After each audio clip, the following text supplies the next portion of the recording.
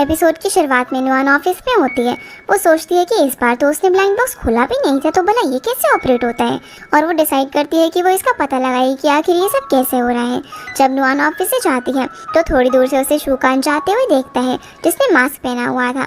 वो सोचता है कि इसने पूरे दिन मुझे मैसेज भी नहीं किया और कहीं पर जा रही है। वो उसका पीछा करता है। नुआन जिमिंग के साथ एक रेस्टोरेंट में जाती है खाना खाने के लिए, जहाँ पर वो उसे पेरिस के स्नो की पिक्चर दिखाता है और कहता है कि क्या हम पेरिस में अपने हनीमून के लिए जा सकते हैं। ये सुनकर वो तो एकदम शॉकी हो जाती है और पूछती है कि क्या हमारी शादी हो गई है। जिस पर वो मना करता है और कहता है कि पर जल्दी होने वाली है। उसी वक्त रेस्टोरेंट में जिमिंग की एक कलीग भी आ जाती है और नुआन के बारे में पूछती है, तो वो उसे अपना फ्रेंड बताकर इंट्रोड्यूस करवाता है। पर उनके जाने के बाद वो बोलता है कि मैंने तुम्हें इंट्रोड्यूस इसलिए नहीं करवाया क्योंकि हमारा लव बहुत ही प्रीशियस है और मैं शादी होने पर ही तुम्हें सभी से इंट्रोड्यूस करवाना चाहता हूँ। जो सुनकर नुआन को याद आता है कि कैसे शूकान ने उसे उसके कलीग्स के सामने सिर्फ फ्रेंड्स कहकर इंट्रोड्यूस किया था, क्योंकि उसको अपनी गर्लफ्रेंड बताने में उसे सभी के सामने शर्म आ रही थी। ये याद करके उसे काफ़ी गुस्सा आ जाता और वो चिल्लाकर यहाँ पर जिमिंग को एक्सप्लेन करने के लिए मना करती है। जो सब कुछ शूकान दूसरे टेबल पर बैठकर देख रहा था और कहता है कि नुआन ने उस पर चिल्लाया, लेकिन मेरे ऊपर तो आज तक उसने कभी नहीं चिल्लाया। इधर तो हमें ब्लाइंड बॉक्स वाली शॉप के अंदर जाती है, क्योंकि नुआन ने उसे ब्लाइंड बॉक्स बॉयफ्रेंड के बारे में बताया था, इसीलिए वो खुद ही वहाँ पर बॉक्स को खरीदने के लिए आती है, जहाँ इस बार बूलो ने मैजिशियन के कपड़े पहने हुए थे। तब यहाँ पर उसे बोलते हैं कि मुझे ब्लाइंड बॉक्स दो जिससे बॉयफ्रेंड मिलता है।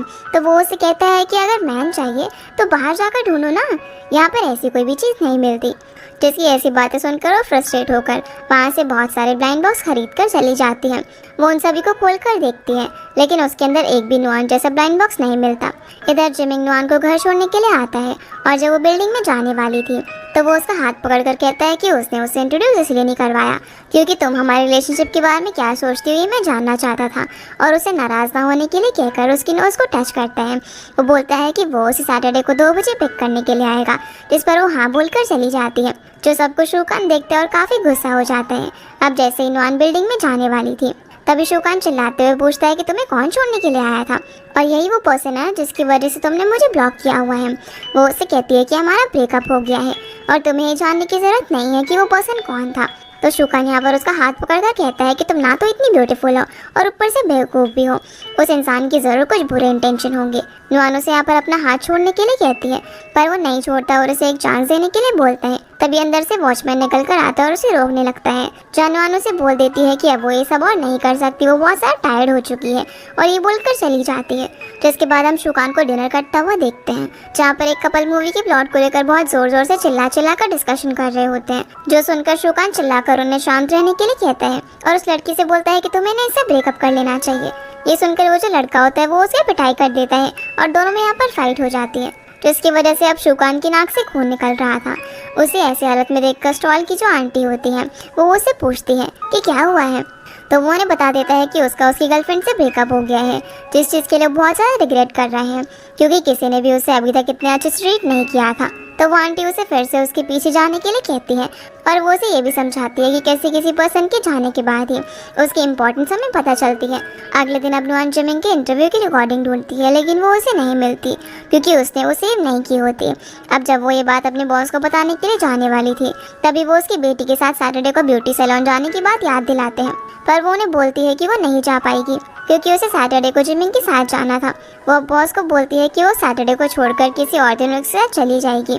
जो सुनकर बॉस उसे अब जल्दी से ड्राफ्ट तैयार करके भेजने के लिए कहता है। इसलिए अब नुआन कैप्टन को कॉल करके फेवर मांगती है फिर से इंटरव्यू लेने के लिए, जिसके लिए वो उसकी कंपनी में ही आ जाता है। जब नुआन उसे इंटरव्यू के लिए बैल्कनी में लेकर जा रही थी तो उसके कलीग्स और बॉस देखते हैं कि कैसे जिमिंग उसे इंटरव्यू दे रहे हैं और सोचते हैं कि भला वो यहाँ पर कैसे आ गया। उसका इंटरव्यू लेना तो बहुत ही मुश्किल का काम था।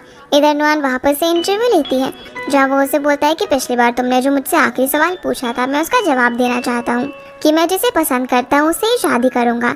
ये सुनकर नुआन एकदम साइलेंट रह जाती है और उसके जाते ही जब यहाँ पर सब उसे पूछने लग जाते हैं कि उसने जिमिंग को यहाँ पर आने के लिए कैसे कन्विंस किया, तो वो बताती है कि उसके इंटरव्यू के कुछ सवाल क्लियर नहीं थे, इसीलिए वही पूछने के लिए उसे यहाँ पर बुला लिया। इसीलिए वो लोग उसे थोड़े से इम्प्रेस भी हो जाते हैं। अगले सीन में माई दमाई के घर में इतने सारे ब्लाइंड बॉक्स को देखती है पर उसे कोई भी बॉयफ्रेंड नहीं मिलता। वो यहाँ पर उसे उस कैप्टन के बारे में पूछ रही होती है और कहती है कि कहीं वो प्ले बॉय तो नहीं है या फिर उसकी कोई वाइफ तो नहीं है। तो नुआन कहती है कि नहीं, ऐसा नहीं हो सकता, ब्लाइंड बॉक्स किसी ऐसे इंसान को नहीं लेकर आएगा। जिसके बाद नुआन को सोते समय सपना आता है कि जिमिंग उसे अपने कलीग से इंट्रोड्यूस करवा रहा है और सभी के सामने उसे रोमांटिक तरीके से प्रपोज करता है, जिससे वो एक्सेप्ट कर लेती है। ये देखकर वो सोचने लग जाती है कि भला वो कैसा सपना देख रही है। जिसके बाद 2 बजे जिमिंग उसे पिक करता है और उसे सुपरमार्केट लेकर जाता है सामान खरीदने के लिए। वो बोलता है कि हम कैंपिंग के लिए जा रहे हैं। वैसे तो ये सब सामान मैं भी प्रिपेयर कर सकता था, लेकिन मैं चाहता था कि जो तुम्हें पसंद हो वो तुम खुद खरीदो। अब ये दोनों बहुत सारा सामान वगैरह खरीद कर कैंपिंग साइट पर पहुंच जाते हैं, जिसे देखकर नुआन खुश हो जाती है। जिमिंग उससे पूछता है कि क्या ये तुम्हें पसंद आया, तो वो हाँ बोलती है। तो वो उसे यहाँ पर अपना कोट पहनने के लिए देता है और उसके लिए मीट ग्रिल कर रहा होता है। ये देखकर नुआन खुश हो रही थी क्योंकि उसे काफ़ी अच्छी स्मेल आ रही थी। वो उससे पूछती है कि तुम्हें सब कुछ आता है, क्या ऐसी कोई चीज़ है जो कि तुम नहीं कर सकते। तो वो कहता है कि मुझे ब्लाइंड बॉक्स बनाना नहीं आता। ये सुनकर वो हंसने लग जाती है। वो अब उसके पास डूरियन फ्रूट लेकर आती है खाने के लिए, पर वो उससे दूर हो जाता है और उसे बताता है कि उसे पसंद नहीं है, लेकिन तुम्हें ये फ्रूट काफ़ी अच्छा लगता है, इसलिए मैंने ये तुम्हारे लिए खरीदा। यहाँ पर वो उसे समझाता है कि तुम्हें जो पसंद है तुम वो करो और तुम किसी के लिए अपने आप को इस तरीके से सैक्रिफाइस मत करो। तुम हमेशा सिर्फ दूसरों के लिए करती हो, तुम्हें अपनी खुशियों का भी ध्यान रखना चाहिए। उसे उसी वक्त याद आता है जब वो एक बार शूकान के सामने डूरियन फ्रूट लेकर आई थी, तो उस पर कैसे चिल्ला रहा था और उसे अभी के अभी उसे फेंकने के लिए बोलता है। पर अब नुआन यहाँ पर जिमिंग को थैंक्स बोलती है उसे एक्सेप्ट करने के लिए। दूसरी तरफ शूकान नुआन की बिल्डिंग के नीचे उसे सॉरी बोलने की प्रैक्टिस कर रहा था कि मैं तुमसे ब्रेकअप नहीं करना चाहता था, और कंफ्यूज होकर कहता है कि मैं ब्रेकअप करना चाहता था लेकिन मुझे बहुत ज़्यादा रिग्रेट हो रहा है और हमने जो साल साथ में बिताए थे उसके लिए मुझे एक और चांस दो ना। पर अब काफ़ी रात हो जाती है तो वो सोच रहा होता है कि यार ये अभी तक वापस क्यों नहीं आई, कहीं उस लड़की के साथ घूमने तो नहीं गई है। दूसरी तरफ ये दोनों काफ़ी इंजॉय करते हुए खाना खाते हैं और उसके बाद नुआन जिमिंग के कंधे पर सरक कर स्टार्स को देखती रहती है। अगले सुबह हम शूकान को देखते हैं जो कि पूरी रात नुआन के घर के बाहर ही उसका वेट कर रहा था और सोचता है कि नुआन पूरी रात वापस नहीं आई। वो गुस्सा होकर वहाँ से जा ही रहा होता है कि तभी उसे नुआन और जिमिंग वहाँ पर हाथ पकड़कर आते हुए दिखाई देते हैं। शूकान अब यहाँ पर नुआन से चिल्लाते हुए कहता है कि मुझे पता नहीं था कि तुम ऐसी लड़की हो जो कि रात भर किसी लड़की के साथ बाहर थी। जो देखकर जिमिंग बोलता है कि तुम मेरी गर्लफ्रेंड के साथ ऐसे बात नहीं कर सकते। जहाँ शूकान अब नुआन से बोलता है कि तुम तो मुझे ओबीडियंट लड़की लगती थी, पर मुझे पता नहीं है कि जब तुम मेरे साथ थी तब तुमने कितने लड़कों के साथ हुकअप किया। ये सुनकर नुआन उस पर चिल्लाती है कि वो लाइन क्रॉस कर रहा है और यहाँ से चली जाती है। जिमिंग भी उसे पंच मारकर नुआन से दूर रहने के लिए कहता है और नुआन अपने रूम में जाकर काफ़ी ज़्यादा रो रही होती है, जिसे सुनकर जिमिंग कहता है कि तुम्हें किसी की भी बातों से ऐसे इफेक्ट नहीं होना चाहिए। जिसे सुनने के बाद नुआन सोचती है कि मैंने अभी तक दूसरे लोगों के जजमेंट को मेरे लाइफ पर कुछ ज़्यादा ही सीरियसली लिया है। तभी जिमिंग को काम की वजह से जाना पड़ता है और नुआन सोचती है कि जिमिंग ने सच कहा था, मेरे पास खुद के थॉट्स होने चाहिए, ना कि किसी और की बात मुझे सुननी चाहिए।